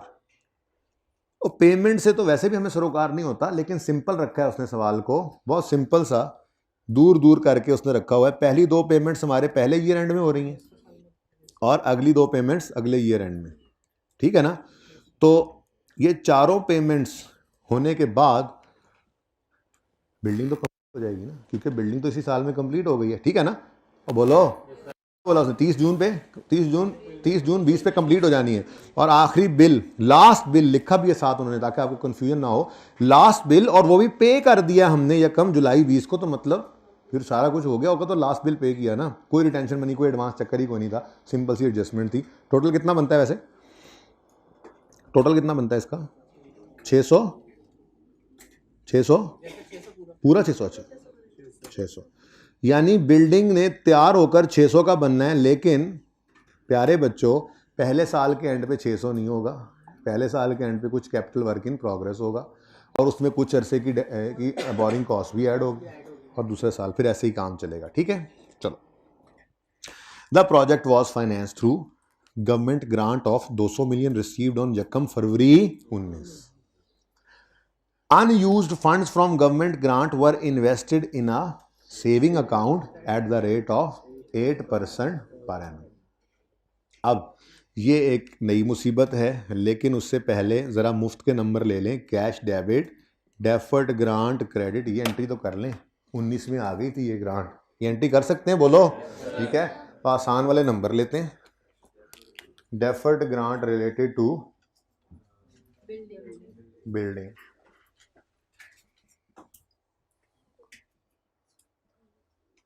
दो 2019 में एंट्री करनी है जी। तो 2019 में बोलें जी, cash debit, deferred grant, credit 200 से। अब ये ग्रांट भी बिल्डिंग से रिलेटेड है और बिल्डिंग 19 में बनी नहीं। जब बनी नहीं तो कोई डेप्रिसिएशन भी नहीं, तो फिर कोई ग्रांट भी इनकम में नहीं जाएगी। ठीक है, खैर हम लिख तो लेते हैं। बिल्डिंग 19 में, इधर देखो 0, बल्कि एंट्री बोलो, डेफर्ड ग्रांट डेबिट 0 से और ग्रांट इनकम क्रेडिट 0 से। वो तो 20 में जाकर कहीं बिल्डिंग कंप्लीट होगी तो वहीं पे जाके फिर इसने लैंड वाली ग्रांट ने भी, और यानी कि इनकम बनना शुरू ही नहीं हुई 19 में कोई चीज। एक ग्रांट आई ही 20 में थी और बाकी 2 ग्रांट्स जिस कॉस्ट की मद में आई थी वो डेफिसिट होना शुरू ही हो रही हैं 20 में। तो 19 में कोई इनकम नहीं बनी। कॉन्फिडेंटली लिख दिया मैंने तीनों के आगे 0। ठीक है, अच्छा चलें। तो बिल्डिंग, ये deferred grant of building debit 0 से और ग्रांट इनकम क्रेडिट 0 से, तो इसका मतलब ये 200 पर ही नजर आ रहा है। जब तक कैप्शन शुरू नहीं होगी, ये 2 साल चलता रहता प्रोजेक्ट, अगले साल भी खत्म ना होता, ये 200 ऐसे ही 200 नजर आता, कुछ भी इनकम में ना जाता, क्योंकि रिलेट जिस कॉस्ट से कर रहा है वो डेप्शन होना शुरू होगी तो ये इनकम में जाना शुरू होगी। क्लियर? अच्छा चलो, आसान वाले नंबर मिल गए हमें। अब शुरू करते हैं अगला काम। हमें चाहिए वर्किंग तो अभी तक कोई नहीं ना की, वर्किंग तो अभी तक कोई नहीं की। Cost of capital work in progress 31 December 2019 पर। क्या कुछ आता होता है जी इसमें? कंस्ट्रक्शन कॉस्ट, मैथ ही नहीं आ रही, बोरोइंग कॉस्ट्स आ रही हैं। ठीक है, इंशाल्लाह 20 के लिए भी यही काम करेंगे। प्रोजेक्ट तो चलना है ना आगे भी, फिलहाल 19 की बात कर लेते हैं, थोड़ा सा और इधर। अच्छा बच्चों, अब कंस्ट्रक्शन कॉस्ट में ये दो बिल 19 के साल में आ रहे हैं, तो 130 जमा 190 ये कंस्ट्रक्शन कॉस्ट बनेगी नहीं बनेगी? 130 जमा 190 ठीक हो गया, 320। एक काम कर लें, अभी सही कर लें, बाद में फिर।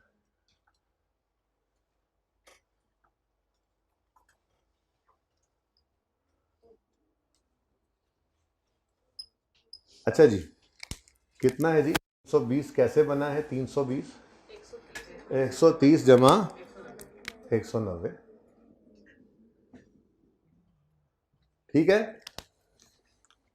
और बोरिंग कॉस्ट जो कैपिटलाइज होने वाली है वो निकालेंगे हम अब वर्किंग नंबर 2 करके। यहां पे वो ऐड हो जाएगी और हमारे कैपिटल वर्किंग प्रोग्रेस की कॉस्ट आ जाएगी। ठीक है, स्टेप बाय स्टेप अपनी तरतीब से सवाल करते जाओ, मार्क्स आपको देता है।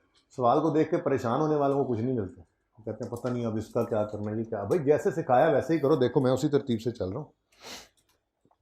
ठीक है, वर्किंग नंबर 2 में हमने निकालनी है borrowing cost to be capitalise,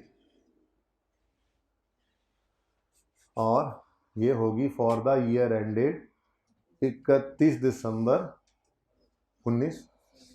ऐसा ही है? मैं लिख रहा हूं, आपने नहीं लिखना। कि नंबर 1 पे आती है लोन प्रोसेसिंग चार्जेस। आपने इसलिए नहीं लिखना क्योंकि ये है नहीं था सवाल में। ठीक है, नंबर 2 पे आता है interest expense on specific loans, और लेस इन्वेस्टमेंट इनकम, और तीसरे नंबर पे interest expense on general loans. अब प्यारे बच्चों, पागल खानों, लोन प्रोसेसिंग चार्जेस कोई नहीं थे, कोई स्पेसिफिक लोन भी कोई नहीं है, कोई इन्वेस्टमेंट इनकम का भी कॉन्सेप्ट नहीं है, क्योंकि आपको मैंने बताया था कि ये इन्वेस्टमेंट इनकम का कॉन्सेप्ट सिर्फ स्पेसिफिक लोन पर अप्लाई होता है। उस वक्त गवर्नमेंट ग्रांट नहीं थी, लेकिन मैंने यूं बात बताई थी, इक्विटी ओनर घर से पैसे ज़्यादा ले आए, बिल्डिंग के लिए लाए, आपने अलग रखे हुए हैं, वेले पड़े हैं, कहीं इन्वेस्ट कर दिया, इनकम कमा ली, बिल्कुल कमाओ, आपकी ही इनकम है, बस उसको लेकर जाओगे अदर इनकम में, प्रॉफिट एंड लॉस के अंदर, यहां माइनस करने की इजाजत नहीं। बात समझो, दोबारा सुनो। ओनर घर से इक्विटी ले आए, मैंने कहा था ना कि ये जगा दे साथ वालों को, बड़ी अहम बात कर रहा हूँ।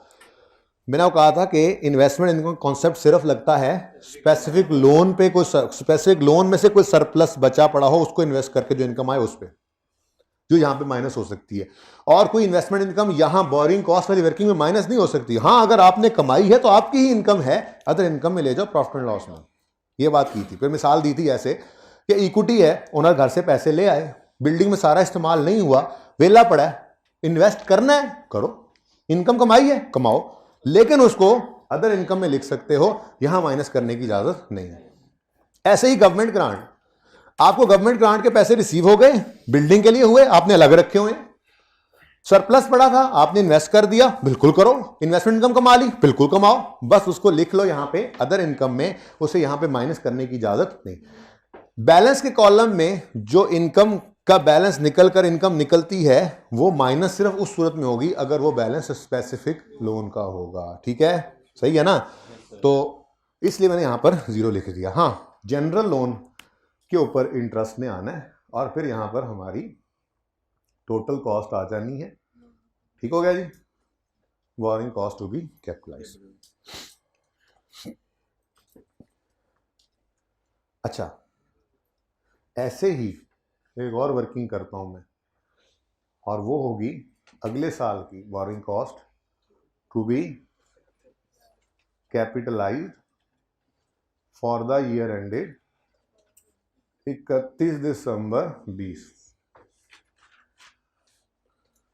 इसमें भी मैं दोबारा लिख रहा हूं, आप तो बिल्कुल नहीं लिखेंगे, लोन प्रोसेसिंग, ताकि मैं आपको ये बता सकूं वही काम था जो आपने पढ़ा हुआ है, कोई नई चीज नहीं थी, बल्कि उल्टा ये 2 चीजें लिखनी नहीं थी ऊपर वाली, सिर्फ तीसरे वाला सिर्फ एक ही लिखना था डायरेक्ट। अभी काट दूंगा इसको, आप नहीं पर्चे में लिखना था, सिर्फ जनरल लोन लिखना था आपने। ठीक है, कुछ नहीं।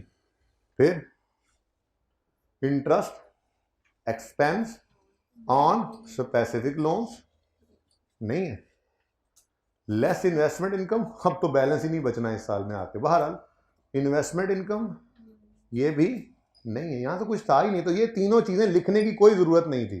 फिर सिर्फ क्या लिखना था आपने, interest expense on general loans. Okay, इधर देखो,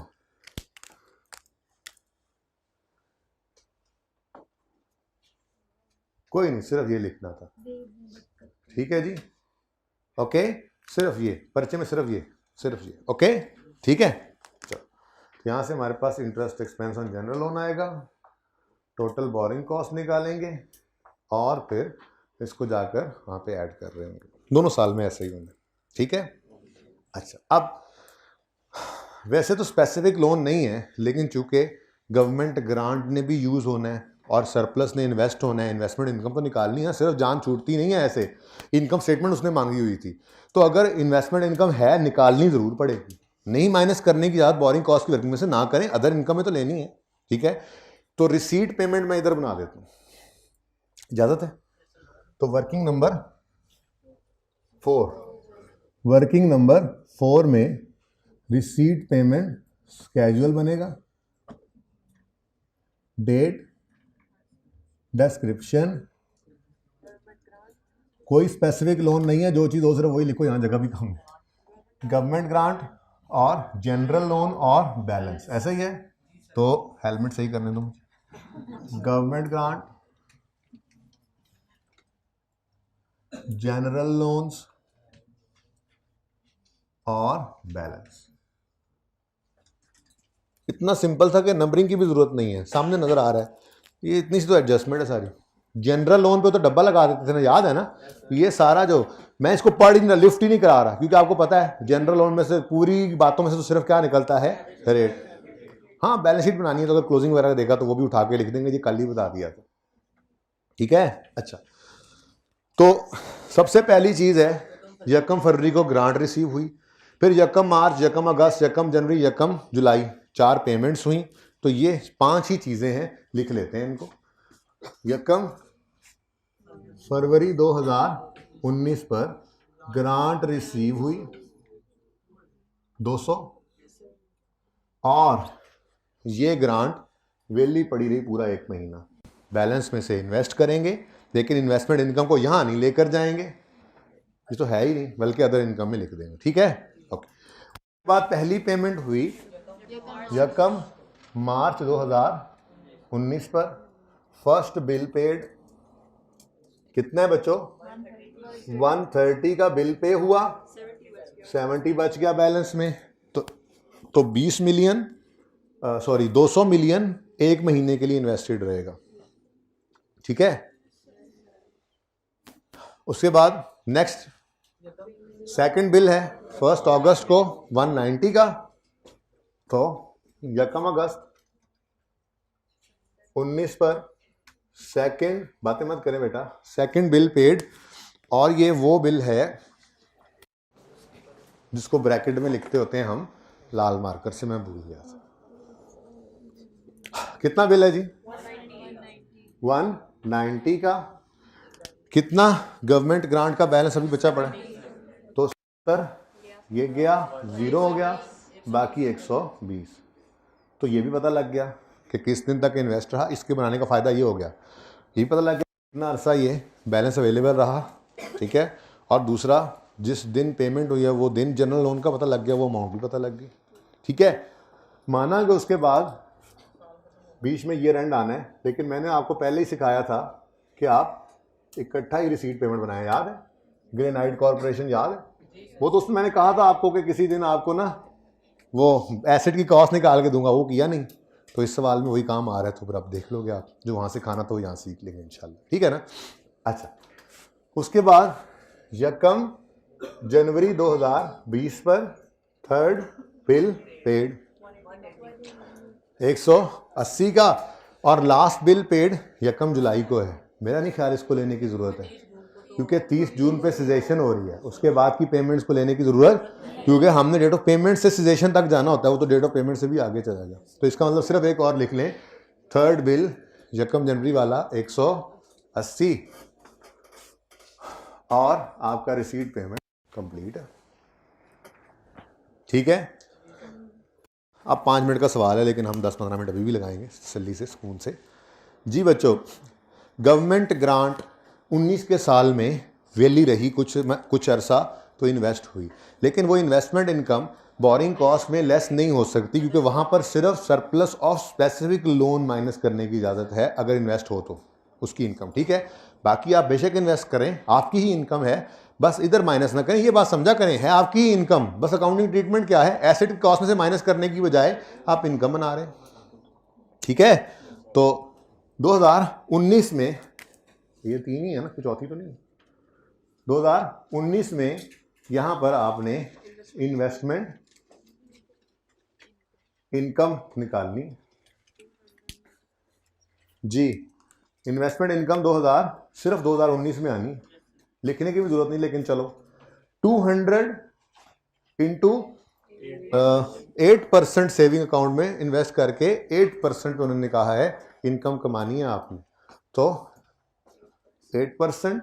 लेकिन ये 200 अवेलेबल रहा यकम फरवरी से यकम मार्च तक, सिर्फ एक दिन, एक महीना, सॉरी एक दिन कह रहा हूं, एक महीना, तो इंटू 1/12 प्लस, नहीं इकट्ठा, प्लस 70 भी तो अवेलेबल हुआ, इंटू 8% इंटू ये अवेलेबल हुआ यकम मार्च को, मार्च अप्रैल मई जून जुलाई, 5 महीने ये अवेलेबल रहा, 5/12। जी बोले, ये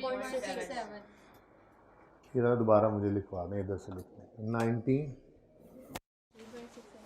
200 इंटू 8% इंटू 1/12 प्लस, ये नजर आ रहा है एंड वालों? नहीं तो सुन लो ध्यान से, 70 इंटू 8% इंटू 5/12, फिर सुन लो जिनको नजर नहीं आ रहा, 200 इंटू 8% इंटू एक महीना अवेलेबल था 1/12, और 70 इंटू 8% इंटू 5/12। बातें मत करो यार आपस में, सेकंड लास्ट रो वाला भाई भी और लास्ट रो वाला भाई भी, ठीक है जी। कितनी इनकम आई? 3.67 एसेट की कॉस्ट में से माइनस नहीं करना आपने, इनकम आपकी है। और 20 में कितनी होगी? तो बैलेंस ही नहीं बचना, 20 तक आते आते 19 में खत्म हो गया बैलेंस, सरप्लस कुछ नहीं बचा, ठीक है जी।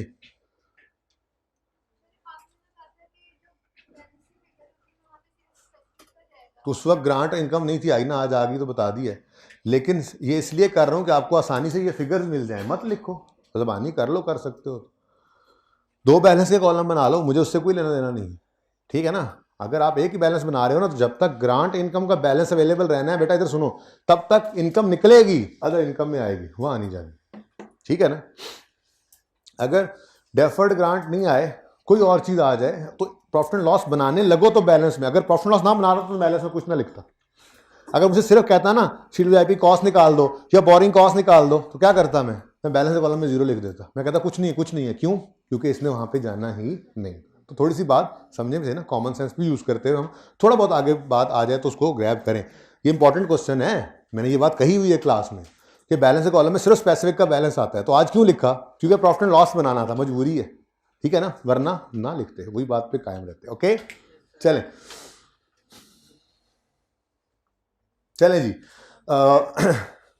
कहानी यहां तक पहुंच गई है। हमने पहले साल की कॉस्ट CWIP की निकालनी, ठीक है। पहले साल की CWIP कॉस्ट निकालने के लिए ये दोनों तो एसडी कॉस्ट में, कंस्ट्रक्शन कॉस्ट में ऐड कर चुके हैं।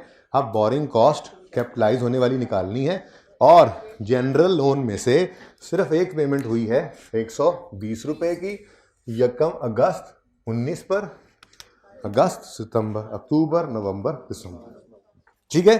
तो यहां पे आए हम interest expense on general loan में, यहां पर हमने 120 मिलियन लिखा। रेट का भी पता नहीं था लेकिन 5/12 होगा ये पता चल गया, ठीक है। अब आए इस पॉइंट 2 को पढ़ने, क्योंकि अब हमें क्या चाहिए? रेट। उससे पहले तक हमें इसकी कोई परवाह नहीं थी, अब क्या चाहिए? रेट। लो जी, the project was finance through government grant 200 की। आगे बात, withdrawals from following running finance facilities obtained from bank A and B, relevant details are as under. Bank A वाला रनिंग फाइनेंस यकम जनवरी 19 को ऑब्टेन किया था। बैंक बी वाला यह तो 19 में है ही नहीं, आपने खुदारा काट नहीं देना इसको। मैं कह रहा हूं कि अभी 19 के साल के लिए आपने इसको नहीं देखना, मैं सिर्फ ये कहना चाह रहा हूं, ठीक है ना, वरना ये बिल्कुल रेलेवेंट है अगले साल में। ये नहीं करना, आपने क्रॉस नहीं करना, ये सवाल गलत खराब हो जाएगा आपकी किताब में। मैं कह रहा हूं 19 के साल में इसको मत देखो, ठीक है। अब 19 के साल में तो सिर्फ एक ही रेट है, एक ही लोन है, तो ये रेट गिवन तो है, कोई एवरेज निकालने की जरूरत नहीं है, ठीक है। चलो, वैसे 20 वाली फिगर्स को तो काट दो ना, फिलहाल हमारे सामने सिर्फ ये 3 चीजें हैं, एक रेट, दूसरा क्लोजिंग बैलेंस और तीसरा मार्कअप फॉर द ईयर, ठीक है। एवरेज बैलेंस उन्होंने दिया ही नहीं है हमें। अगर एवरेज बैलेंस देते तो शायद हम एवरेज बैलेंस को यूज करते हुए 22 बटा एवरेज बैलेंस करके रेट निकाल लेते, ठीक है ना, लेकिन उन्होंने वो नहीं, रेट ही दे दिया। लोन भी एक ही है तो कोई एवरेज करने की जरूरत नहीं है, ठीक है। चलो ये तो कर लें जी, 12% ही रेट है तो इनटू बगैर किसी कैलकुलेशन के इनटू 12%, आंसर इज 6, और यही टोटल हो गया, और यही टोटल यहां पे चला गया, और ये 326 हो गया, ठीक है। ये 326 जो है ये CWIP ऑफ बिल्डिंग है, capital work in progress of building, और ये 2019 की बात हो रही है भाई। वर्किंग नंबर 1 से हमने ये निकाला है, कितना है? 326। समझ आया? कॉस्ट थोड़ा सा ये इस तरफ आ गया, इस तरफ को मसला तो नहीं हो रहा, इसको इधर लिख दूं, चलेगा काम? चलो, और कोई चीज रह तो नहीं गई? इधर देखो, कंप्लीशन तो अगले साल में, इधर देखो, इधर देखो, 31 दिसंबर 19 पर क्लोजिंग बैलेंस दिया हुआ है।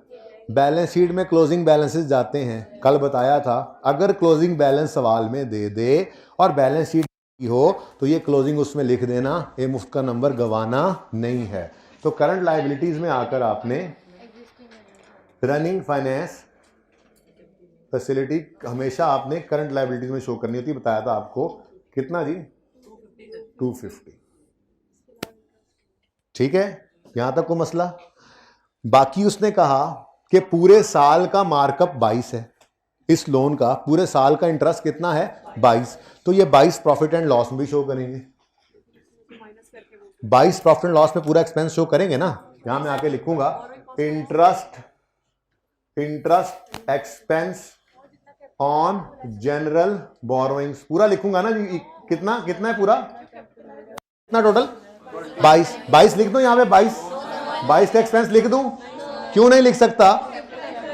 22 का टोटल एक्सपेंस है जो बैंक को देना है, इसमें से ₹6 का तो एसिडी कॉस्ट में, यानी कि 22 की एंट्री सारी की entry interest expense profit and loss में डेबिट कैश क्रेडिट नहीं की हमने 6 की एंट्री पास की है CWIP डेबिट कैश क्रेडिट, और बाकी कितना बचता है 16 की एंट्री करेंगे हम interest expense debit cash credit. ठीक है, तो आप interest expense on general borrowings निकालना चाहें तो 2019 के लिए आपको क्या करना पड़ेगा, 22 टोटल बोरिंग कॉस्ट है इस लोन की। एक ही लोन था ना हमारे सामने, तो ठीक है, टोटल बोरिंग कॉस्ट एक ही लोन था ना, 20 में तो दूसरा नहीं था ना, तो 22 का टोटल मार्कअप है इसका, जिसमें से 6 एसिडी कॉस्ट में ऐड हो गया, तो बाकी कहां जाया करता है, प्रॉफिट एंड लॉस में। ये जा रहा है, आज सब कुछ आज नजर आ रहा है इस सवाल में, इसलिए अच्छा सवाल कहता हूं इसको मैं।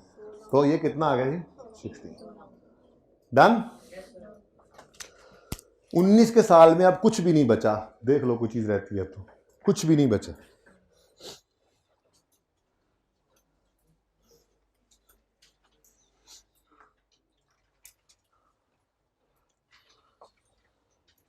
समझ आ रही है सबको?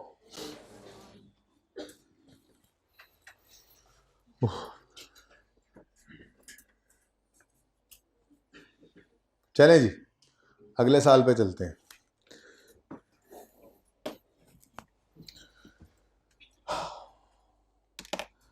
अच्छा जी, अब एक अहम बात, कपास के काश्तकारों के नाम अहम पैगाम।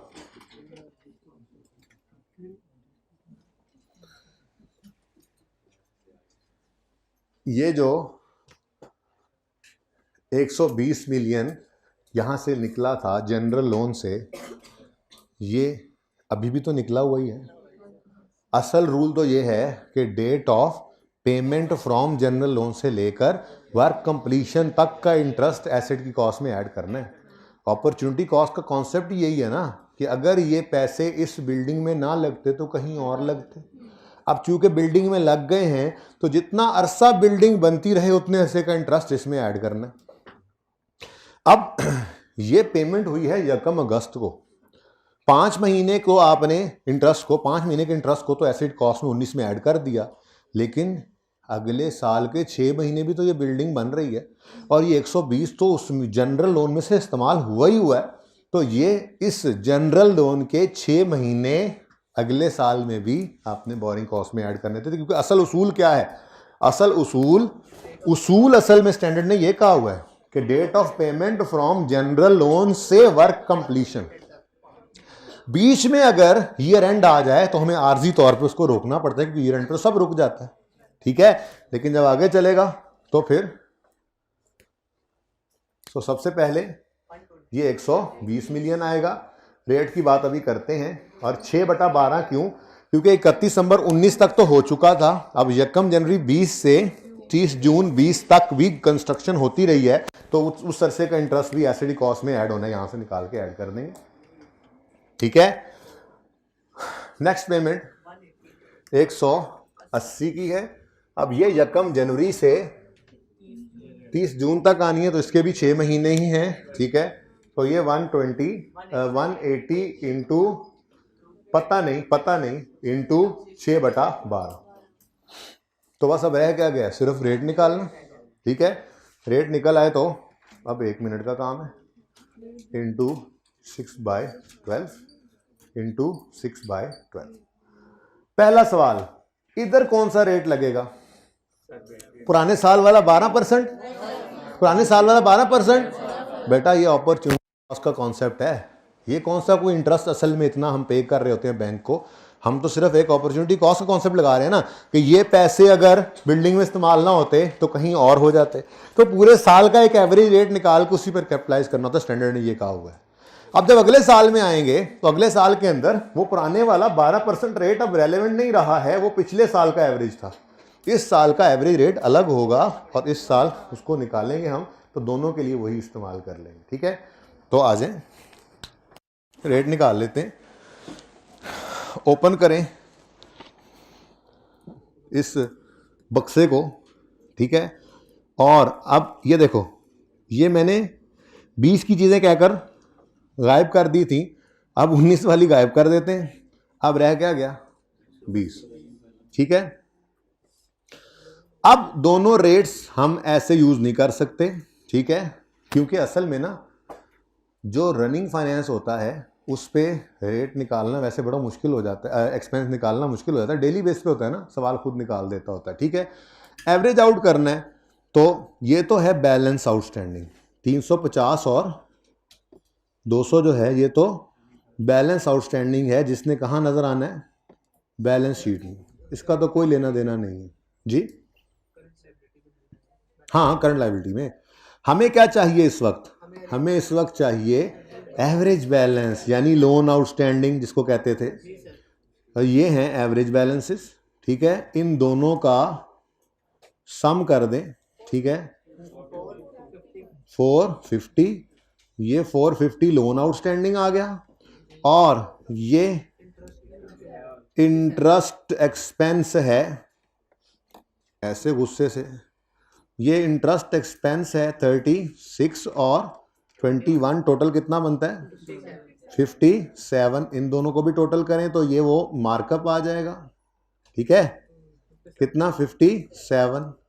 रेट निकालना है एवरेज कैपिटलाइजेशन रेट, तो 57 divided by 450 into 100 is equal to, ठीक है, ये 12.67% जो है ये वो एवरेज रेट है जिसको आपने यूज करना है for the purpose of capitalization, ठीक है जी, डन। ये समझ आया, ये दोनों फिगर्स मैंने यूज कर ली टोटल करके, ठीक है। अब रह सिर्फ एक ही चीज गई है फिलहाल, वो है बैलेंस शीट में क्लोजिंग ले जाना, और फिर अगला काम तो आपको पता ही है, इंटरेस्ट एक्सपेंस भी टोटल में से जितना कैपिटलाइज हो गया बाकी सारा प्रॉफिट एंड लॉस में जाएगा, ठीक है। तो 12.67 रेट को पकड़ा, बस यही तो रह गया था, यहाँ पे आके आपने लिखा 12.67% और 12.67%, टोटल आंसर आ गया 19, यही, ठीक है, ये 19 यहां पे आ गया, ठीक है। अगली चीज, अगले साल में ये दो कंस्ट्रक्शन कॉस्ट इनकर हुई हैं, 180 जमा 100, तो 180 जमा 100 कितना बन गया 280, और ये बन गया 299, ये है कॉस्ट ऑफ बिल्डिंग। ये गलती हो सकती थी, ये इसके लिए मैंने वो ग्रेनाइट कॉर्पोरेशन में ना एसिड की कॉस्ट निकलवानी थी, लेकिन रह गई थी, तो चलो मैंने कहा यहाँ कर लेंगे। देखो बच्चों, पिछले साल के एंड पे 326 रुपए की बिल्डिंग बन चुकी थी, ये कंस्ट्रक्शन कॉस्ट ऐड हो चुकी थी, ये गारा मिट्टी सीमेंट बजरी सरिया रेत या लग चुके हुए हैं, मजदूरों की मजदूरियां दे चुके हैं, इतनी बिल्डिंग की कॉस्ट ऑलरेडी इनकर्ड है, वो आप भूल ही गए हो। तो सबसे पहला काम जो होता है वो आपने इस क्लोजिंग कॉस्ट को ओपनिंग बनाना था, ठीक है। तो यहां पे मैंने लिख दिया ओपनिंग, ओपनिंग CWIP कितना है जी, जो क्लोजिंग होता है अगले साल ओपनिंग बनता है 326, और फिर ये जगह इसलिए छोड़ दी मैंने 625, ये है capital work in progress cost. अच्छा वैसे ना इधर देखो, ये कितना कितना जी, ये 625 यहां पर नजर आएगा 30 जून की शाम को, लेकिन उसी दिन आप इसको यहां से क्रेडिट कर दोगे और बिल्डिंग में डेबिट कर दोगे, इसलिए मैं इसको शो नहीं कर रहा, तो सही है ना। ये CWIP आया ना, बोला यहां पे आ गया। अब 30 जून की शाम को ये कंप्लीट हो गया, इसको करो क्रेडिट, और इसको करो क्रेडिट और बिल्डिंग को कर दो डेबिट। 2020 में कितने से 625 से, तो ये शायद समझ ना आया आपको कि यहाँ पे ये जीरो हो जाना है, ठीक है, और वो बिल्डिंग में चला जाना है। अब समझ आइए बात, मैंने दो स्टेप्स को एक में कर दिया, ठीक है ना। यहाँ पे CWIP को रखता, फिर उसको क्रेडिट करके बिल्डिंग में ट्रांसफर करता, इसको जीरो ही कर दिया, सीधा बिल्डिंग लिख लिया, कोई मसला। अब बस सारा कुछ तो हो गया है, इसको भी करते चलें भाई। ये क्लोजिंग 350 और 250 टोटल कितना बनते हैं जी, 550 डायरेक्ट लिख लो, समझ ना आए तो ये आपके लिए 350 और 200 ये दोनों मिलकर बने, और टोटल एक्सपेंस कितना था, मार्कअप कितना था 2020 का 57, मार्कअप ऑफ 2020 57 था, जिसमें से 19 को आपने कैपिटलाइज कर दिया, तो फिर 57 में से 19 तो एसिडी कॉस्ट में ऐड हो गया, बाकी 38 का एक्सपेंस प्रॉफिट एंड लॉस में नजर आएगा। ठीक है, अब सब कुछ हो गया है, बिल्डिंग तैयार है, कह रही है मुझे डेप्रिशिएट करें, लेकिन एक दफा आखिर में जाकर पढ़ लें, मेरी लाइफ है 25 साल, भाई ने 50 साल बोला, मेरी लाइफ है 25 साल। ठीक है जी, और सवाल खामोश है तो स्ट्रेट लाइन ना, ठीक है, खामोशी है ना, हाँ, सिर्फ उसने कहा सब्सिक्वेंट मेजरमेंट मॉडल कॉस्ट है। ठीक है, तो मेथड से डेप्रिशिएट करना है, लाइफ कितनी है 25 साल। अभी तो देखना जरा, बिल्डिंग 2020 में कितनी है जी, 600 डिवाइडेड बाय इंटू 30 जून पे बनी है तो 6/12, और सुनी गई ओना दी, सुनी गई उनकी, इसकी भी सुनी गई, इसकी भी सुनी गई, सही है ना। खैर चलो, ये डेप्शन एक्सपेंस कितना है जी 2019 का, 19 में कुछ नहीं होना था, एसेट ही नहीं था, इसलिए तो इनकम कुछ नहीं बनी थी। ठीक है ना जी, 12.5 से डेप्रीसिएशन एक्सपेंस डेबिट और अक्यूमुलेटेड डेप्शन या एसेट जो भी क्रेडिट कर दें 612.5, और इधर कितना आएगा, कुछ भी नहीं। अब जनाब मौजे, जैसे ही ये बिल्डिंग डेप्रीशिएट हुई वैसे ही रोने की आवाजें यहां से आ रही हैं, लैंड वाली डेफर्ड ग्रांट और बिल्डिंग वाली डेफर्ड ग्रांट अब कह रही है हूं भाई साडा भी कुछ करो। उसने कहा बिस्मिल्लाह जी जरूर करेंगे। ठीक है, आप अभी तक 100 पे ही हैं, उसने कहा हाँ जी, और आप अभी तक 200 पर ही हैं, उन्होंने कहा हाँ जी, कुछ गया ही नहीं था इनकम स्टेटमेंट में। हमने कहा मसला ही को नहीं है, अभी देख लेते हैं। लैंड वाली ग्रांट 100 रुपए थी, बस ये लिखना है, बाकी तो सेम, ये डिवाइडेड बाय 25 मल्टीप्लाई बाय 6/12 2 नहीं ऐसे नहीं, एंट्री बोलो, 2 रुपए बनते हैं। डेफर्ड ग्रांट डेबिट 2 से और ग्रांट इनकम क्रेडिट 2 से, और ये बन गया 98। ये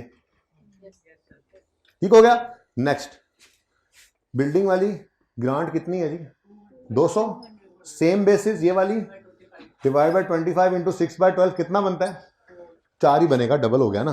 अभी तो देखो, deferred grant debit, grant income credit, और यहां पे बच गया 196।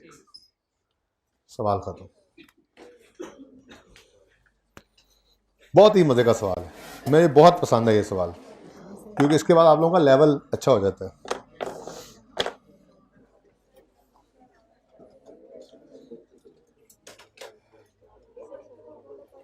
कौन सा बेटा,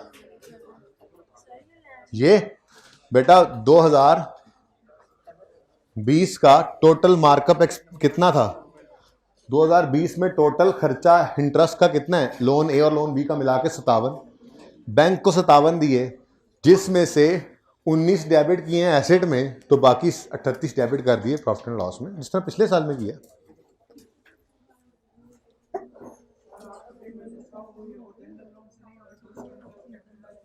बेटा असल में आप यहां पर लिख लो, अब जुबानी करते हैं, पेन दूर है, ये देखो यहां पे आप 1 जुलाई लिखोगे और 100 लिखोगे, फिर 100 को यहां लेकर जाओगे और 1 जुलाई 20 से 30 जून 20 तक इंटरेस्ट कैपिटलाइज कर लो -1 डे का।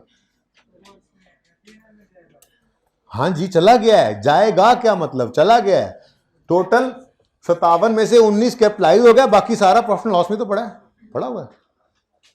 और जी